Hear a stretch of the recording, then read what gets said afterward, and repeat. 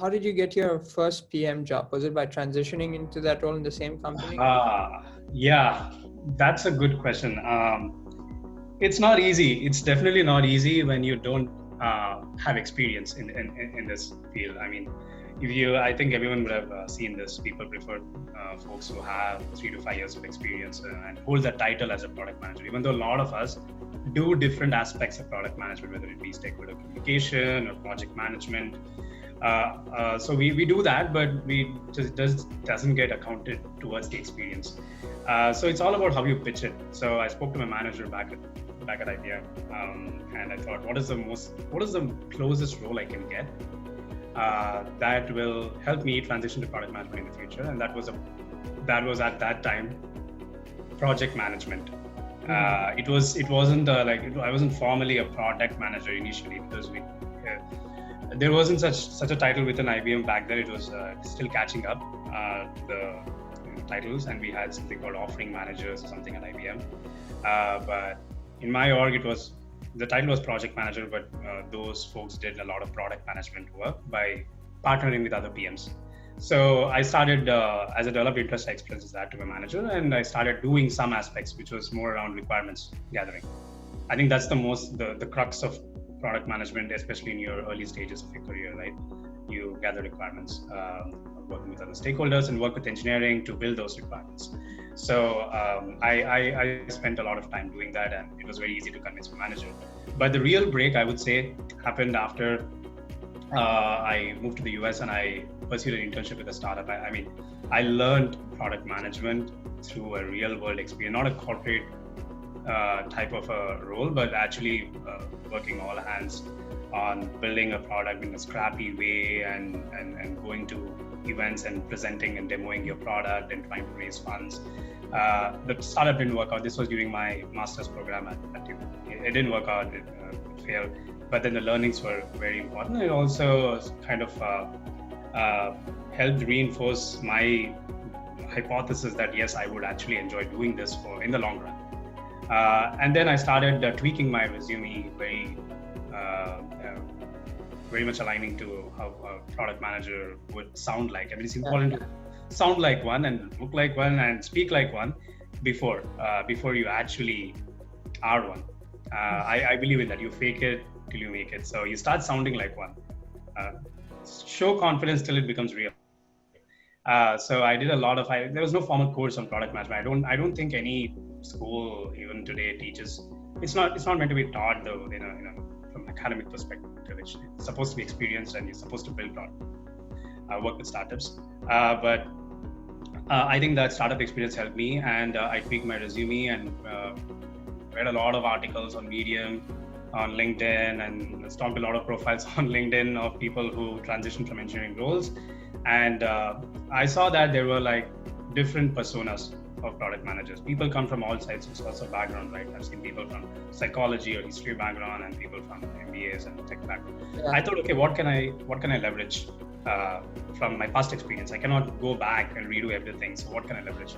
And I saw that, okay, I have engineering. I don't have a computer science degree, but I have the engineering mindset and analytical thinking that I can leverage. So I tried to retrospect and see what are the things that I can give and value here, that people value here that I can provide.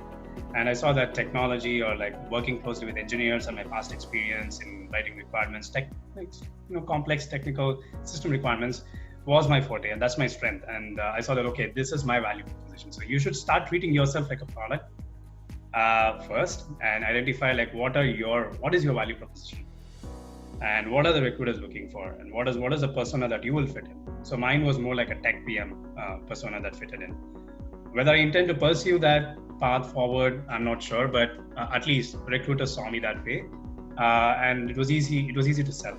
You are a salesman at the day, so it's easy to sell that, yeah, I'm a tech PM who's worked with engineering, really knows how to work with engineering and build some high quality, complex technical systems, and has an engineering background, and with this degree, and this past experience, and startups, it really helped me understand the business angle. So yeah, I'm a good fit. So that's the first step. Convincing people that yes, you are a viable candidate. That was very crucial. So I did that. Got a bunch of interviews from Amazon and Wayfair, a couple of other, I don't remember now. There's a couple of startups in the Bay Area. So start applying and tweaking my resume. You can go through the formats. There's certain things like you need to quantify the impact that you made. You need to really rephrase whatever you did. I strongly believe that everything can be quantified and measured and tweaked from an engineering angle to a product manager angle. And that's something that helped me get interviews. After that, cracking the interviews, it was more on, it's all about preparation, guys. You cannot just go and I'll go just wing it. It's not like that. You have to review the products. You have to get into that mindset of, okay, well, how would I improve something? What is wrong with something? Start getting into the shoes of a product manager, reviewing all the products. So if I have an interview with, say, a startup A, and they have a product A and B, and they're looking to hire me for product A, I go and do a complete deep dive on that product. Why does this exist? Who are the users for this? What are the metrics that they're tracking? Is this strategically important? What's the direction? What's the roadmap? How would I improve this product? I would go with a very clear set of ideas. Yes, it was hard work because I didn't have like the complete full stack product management skills yet, but I did that exercise. So I started whiteboarding. I purchased a whiteboard and started whiteboarding everything, writing it down, and that really helped me build something called as product sense, which can only be built when you start critically reviewing any product. So start reviewing any products that you're using today and see how you can improve. So that really helped me demonstrate experience in product interviews. And also, I mean, typical stuff that people do is going through Glassdoor and talking to folks who are already in the job, on the role, and getting their inputs. Do as many mock interviews as possible. I don't do mock interviews with people. I just do it against the wall and record my own self. I don't know why. I prefer that. Maybe I'm a good critic myself.